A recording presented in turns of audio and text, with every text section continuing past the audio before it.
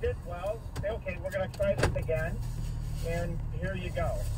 And the next time you say, okay, we're going to do it again, but you extend the time. But you don't promise you're going to give it back to them, say, we're going to talk about it.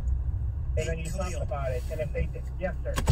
I think it's great. I do, but I just want to know, is the Fast and Furious 20 being filmed in your backyard? Like, what's going on back there? Is people drag racing? No, I'm driving. Oh, okay.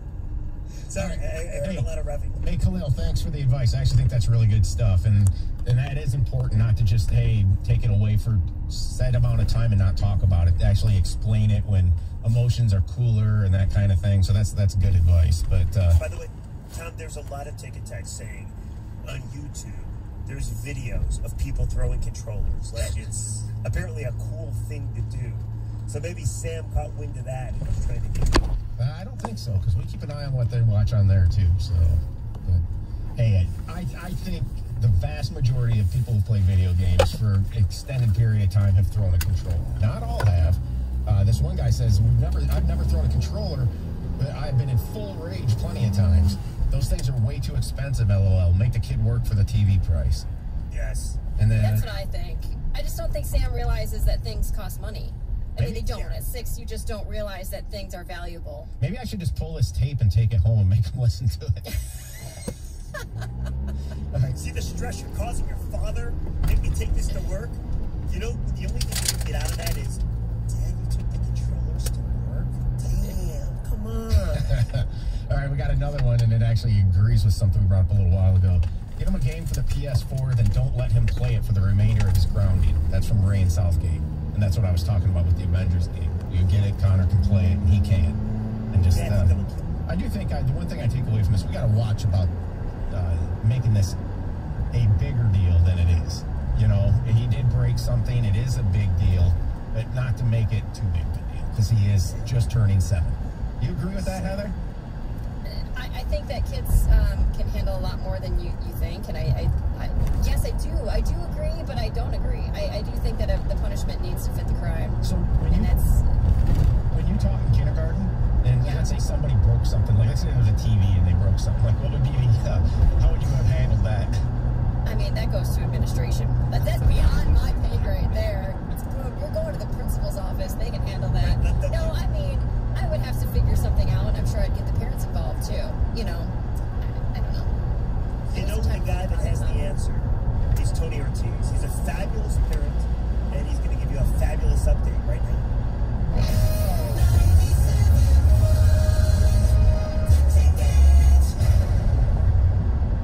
When big things happen in Detroit sports, you hear it first on Detroit's #1 sports station, 97.1. The Ticket. Breaking news powered by Radio.com Sports and brought to you by Pennzoil. Motor oils from natural gas. The proof is in the Pennzoil. WXYT FM and WXYT HD1 Detroit. A Radio.com sports station. Sports headlines all day, every day. From the Sold by YC Sports Desk, this is 97.1. The Ticket. Jonathan Stokes grand slam in the bottom of the 6th inning would help lead the Tigers to a 7-1 victory over the Chicago Cubs last night at Comerica Park. Spencer Turnbull will earn the win thanks to another solid outing. He would limit the Cubs to just 3 hits while striking out 5 over 5 2/3 innings. The White Sox Lucas Giolito puts his name in the baseball's history books last night. He throws a no-hitter in Chicago's 4-0 victory over the Pittsburgh Pirates. It's the first no-hitter of the year in Major League Baseball. The Detroit Lions canceled yesterday's training camp practice in Allen Park to speak out about racial injustice in America in the wake of police shooting at unarmed Jacob Blake on Sunday in Kenosha, Wisconsin. Lions defensive end Trey Flowers. We're going to have conversations. We're going to spread a message. Do it as a team.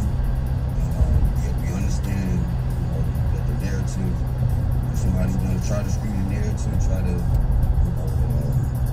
get the message lost, but we're going to stay focused on the topic. We're going to push the narrative, the proper narrative. We're going to push it with our whole hearts and as a unit together. Afterwards, head coach Matt Patricia told reporters that he was proud of his team, proud of the way that everyone in the locker room would come together to speak out on Tuesday.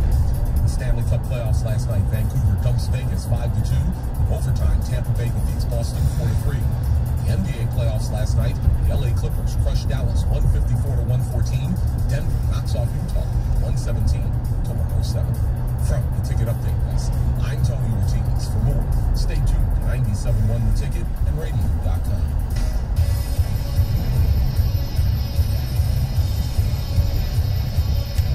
Well, good morning, everybody. What's going on? It's the morning show, day number 3 of the Heather, Tom, Jeff experiment. Tony back on Monday. It's good to be here. Hopefully everybody's doing well. And it stormed last night, at least from what I happen to see. And yes, you know, guys, I will say this. How you guys doing? Great. Doing all right.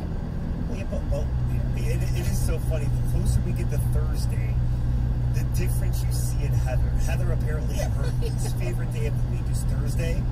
And today I'm seeing signs of a very unhappy Heather. As of yesterday, she was much more happy, I feel. It feels like a Thursday today.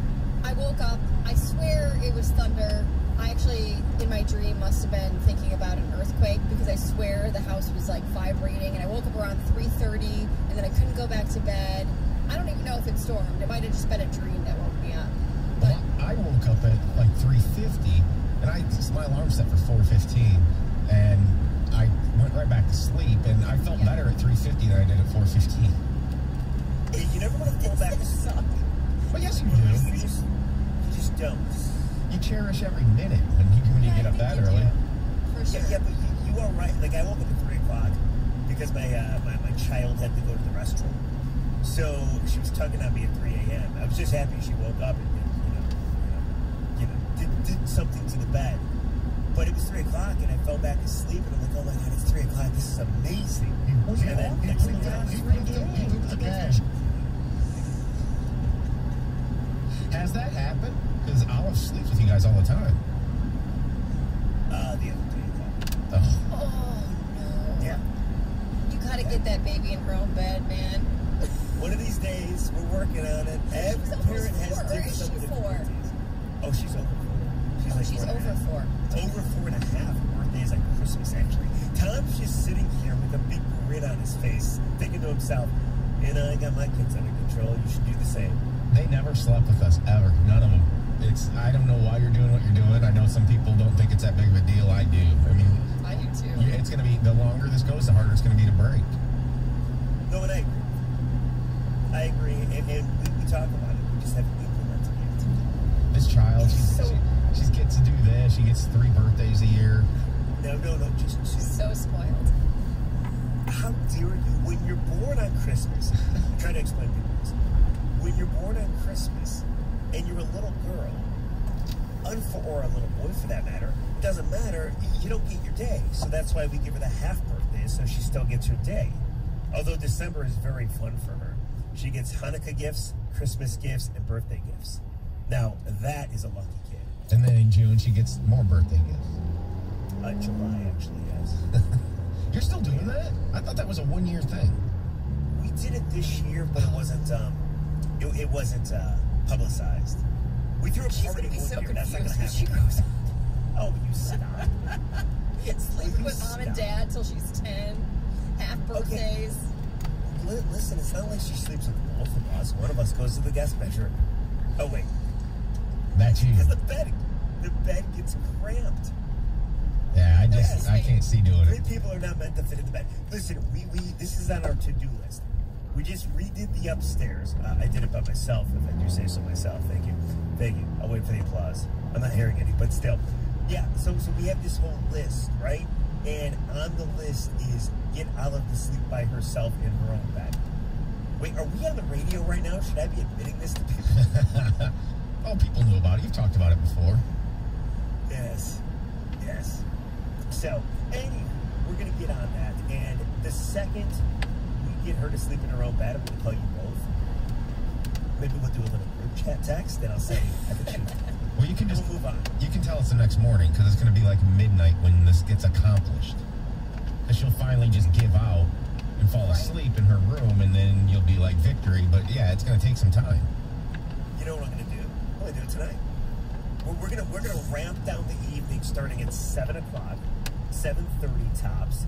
Gonna lay in bed with her. Gonna read her a story until she falls asleep. She falls asleep in her own bed. She has one, else tomorrow morning. All right, so do you think, Heather, Jeff can get Olive to sleep in her own room before the end of the week? No. Challenge. No, she's gonna get out of bed, come to your bed or your wife's bed. It's gonna be so difficult. When she napped, did she nap on her own? Like, did she nap in her own bed, or did she just no, she usually naps with one of us. Yes, at least like although at daycare she does nap by herself. Yeah, but she's in a room with 20 other kids. Well, okay, I'm never going to turn down a wager. I won't do it. So I get tonight, which is Wednesday night, and I get Thursday night to report back to you. Yep. All I have to do is get her to fall asleep in her own bed for what, 4 hours? 5 hours? You get her a full night. Yeah, She's gonna sleep for a full night. Once she falls asleep and is into the deep sleep, she has to sleep in her room. Now, if she wakes up at 3 in the morning and comes in, I still think that's a win for you. That counts. That counts. Yeah. But I don't think you're gonna be able to do it. Listen, you motivated me. Tonight is day one. Let's go. Now, is Allison on board with this? Oh, yes. Trust me. Are you both, like, equally, like, criminal in doing this, or is one more to blame than other? Well, I mean, listen, you always want to blame the other person, right? But both to blame. Is it Stafford's fault? Not even this is Stafford's fault. No. Now, we'll get into Matthew Stafford and what the Lions did later on in the program. I do have to bring up, by the way, how about a no-hitter yesterday? Did you guys see that? That was awesome.